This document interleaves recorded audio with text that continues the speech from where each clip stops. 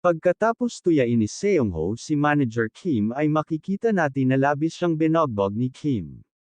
Inapakan din niya ang kamay ni Seong-ho at makikita sa kanyang ekspresyon ang labis na sakit.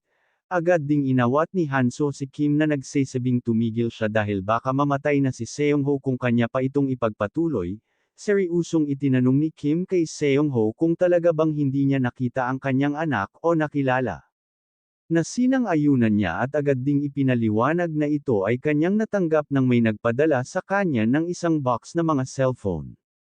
At kanyang nakita ang cellphone ng kanyang anak at nang kanya itong tingnan ay labis siyang namangha sa picture ni Minji sa wallpaper. Labis ang kanyang tuwa ng mga oras na iyon ngunit siya ay nagulat nang makita ang mga missed call ng kanyang ama.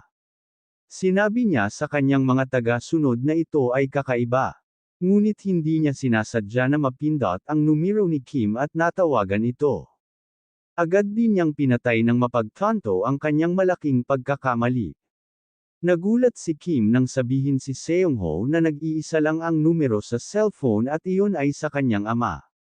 Dagdag pa niya na merong nag-iisang kaibigan si Minji na nakakausap sa messenger at pinangalanan niyang Hyeryong. Ngunit sinabi ni Seong-ho na kung siya ang tatanungin ay hindi maiituturing na totoong kaibigan ni Minji si Hyeryong.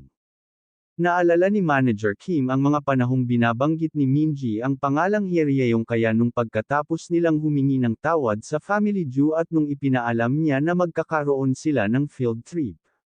Pinindot ni Kim ang message ni Hyeryong at nakikita ang mga naging usapan ng dalawa.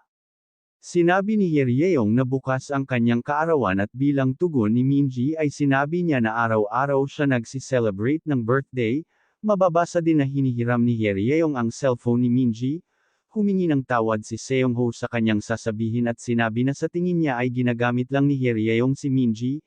At napunta tayo sa nakaraan kung saan hinihiram ni Hyeryong ang cellphone ni Minji kasama ang kanyang mga kaibigan na ang papangit.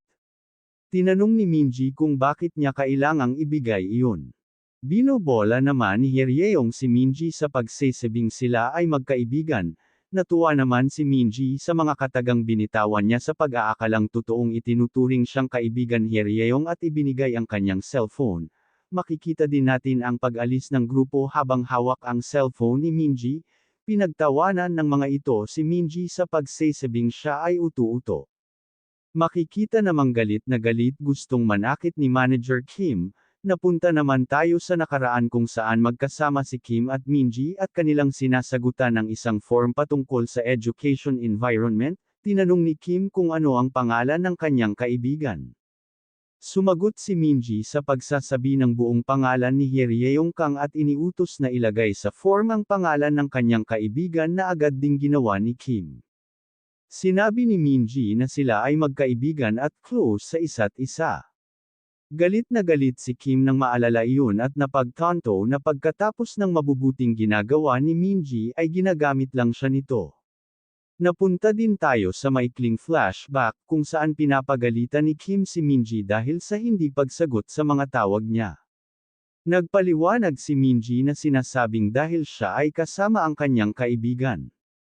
Naisip din ni Kim na sobra iyong masakit para sa kanya bilang ama na malamang ginagamit o linunuko ang kanyang anak. Agad din pinakalma ni Hanso si Kim sa pagsasabing kailangan niyang kumalma dahil hindi ito ang oras para maging emotional. Dagdag pa ni Hanso na kailangan nilang mahanap si Minji sa lalong madaling panahon at humingi siya ng tawad sa kanya pagkatapos.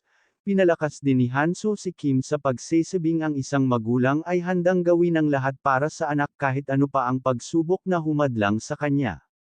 Bago umalis ay sinakal ni Kim si Seong-ho at tinanong kung saan niya nakuha ang cellphone ng kanyang anak. Pagkatapos ay napunta tayo sa isang pulubi na umiinom ng alak sa tabing kalsada. Dumating din si Kim at Hanso at agad siyang tinanong ni Kim patungkol sa cellphone. Sinubukang magmaang-maangan ng pulubi ngunit nang hinawakan siya ni Kim at sinabing dadalhin siya sa polis ay agad itong kumawala at sinabi na iyon ay kanyang nakuha mula sa isang hindi kilalang tao. Pagkatapos niyang makita na ito ay itinapon ng naturang lalaki ayon sa utos ng boss na nasa loob ng sasakyan. Nang matapos niyang makuha ang cellphone ay agad ding dumating ang mga lalaki na member ng isang gang at sapilitang kinuha sa kanya ang cellphone. Labis naman ang galit ni Kim sa mga naturang lalaki na gumalaw sa katawan ng kanyang anak, sinubukan ng pulubi na isipin ang plate number ngunit hindi niya ito maalala, may halong pagbabanta na tinanong ni Kim kung sino at saan. Dagdag pa niya na hahanapin niya sila sa loob ng 5 minuto.